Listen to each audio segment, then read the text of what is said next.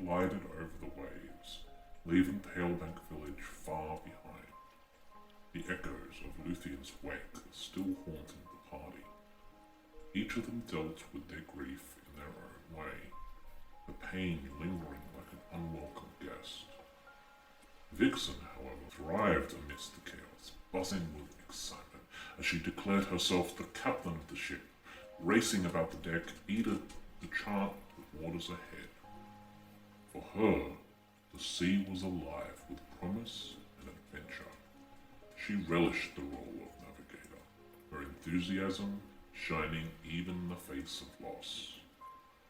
Zuma, by contrast, stood at the ship's rail, drowning his sorrow in a constant flow of alcohol. His grief was raw, palpable in the way he clutched his bottle, eyes distant, as if staring into some unseen void. The death of his friend had gutted him, and now he seemed lost in the drink, using the sea breeze to hide the tears that sometimes escaped. Terrican stood apart from the others. His moss-covered form towered over the deck, his vine-wrapped limbs stiff with discomfort. Though he respected the beauty and life teeming in the ocean, it wasn't his domain. The sea had its own pulse, its own energy, but it wasn't earth. He longed for the feeling of solid ground beneath his feet, for the steady comfort of the land he was connected to. Sailing was necessary, but it felt wrong to him, unbalanced.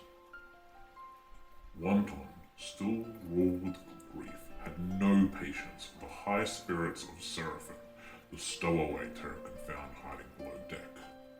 The young girl with her bright eyes and energetic demeanor had been a surprise, sneaking aboard with her hawk, Jackpot. While Seraphim's innocent enthusiasm grated on Wonton's nerves, she did nothing to stop her from joining their journey. Seraphim's resilience, after all, was infectious, even if it drove Wonton to the edge. Mind if I tag along? Seraphim had asked Terrican, her eyes sparkling with hope. Terrican had merely stepped aside, indifferent to her presence. You may do as you please. The sea was vast, but days turned into weeks as the party sailed towards their destination, Drakkenheim. They shared the ship, but not all shared the same spirits. Chuck, the grieving monk, found some peace in an unlikely friendship with Lance, an orc prisoner who shared his passion for cooking. Their bond was formed over a fire and food, and one evening Chuck even caught a dolphin, turning it into a dish that the two prepared together with a strange sense of camaraderie. The voyage took a dangerous turn midway when a young dragon turtle emerged from the depths to crash into our ship, damaging it in the process. It demanded tribute, gold, for safe passage. The party prepared to defend its ship, but Terrican stepped forward first, his vine-covered whip cracking against the wooden deck. We are not prey. Leave us, he said, his voice deep and firm, resonating with the calm, unyielding power of nature itself. Derelict, our very smelly new friend, found in the frozen wilds, attempted to trick the young dragon turtle by pretending to be its father. The dragon turtle seemed unconvinced until Derelict and Seraphim stepped in with a clever ploy.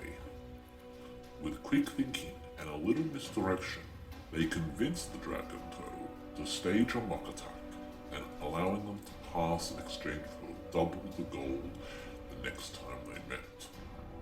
The plan worked, and the beast disappeared beneath the waves as the mother dragon turtle, watching from a distance away, warned them that dragon turtles had a long memory and would be waiting for their gold.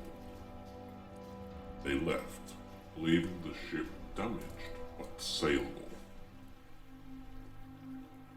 As the days stretched on, Wonton's tension with Seraphim reached a peak. At one point, in the moment of frustration, Wonton aimed the ship's ballista at the girl, her hand shaking with indecision. But in the end, she lowered the weapon, muttered curses under her breath, unwilling to let her grief drive her to further violence. At last, land appeared on the horizon, a thin line of jungle that promised refuge from the endless waves. Yet as they disembarked and set foot on solid ground, Terrakin and Derelict noticed something unsettling, as they had a very in-tune depth towards nature. Terrakin felt that the lushness of the jungle had withered as they walked along the path. The air, once full of vibrancy of life, felt tainted. Derelict noticed the very earth beneath their feet seemed wrong, drained of vitality. The deeper they ventured, the more the land reflected the corruption that had spread to Drakkenheim that had heard in Palebank Village. Along the path, they encountered a man named Aaron Mallow, who shared grim news of the city ahead. 5 factions vied for control over the ruins of Drakkenheim. The Amethyst Academy, harvesting power from the fallen meteor, the Hooded Lanterns, loyal to the monarchy, the Silver Order, who sought to purge the city of its corruption, the Queen's men, opportunistic mercenaries, and the followers of the Falling Fire, a doomsday cult embracing the chaos. Each faction had its own stake in Drakkenheim's fate, and none could be trusted easily.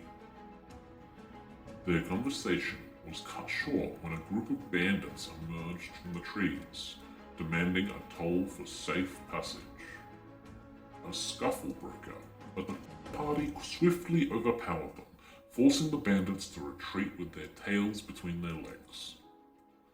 As the sun began to dip below the horizon, Emberwood Village finally came into view. Its faint lights flickered in the growing dusk, offering a brief reprieve from the journey. The haze of Drakkenheim loomed in the distance, a dark shadow on the horizon, reminding them of the dangers yet to come. The party had made it to the Emberwood Village, but their journey into the heart of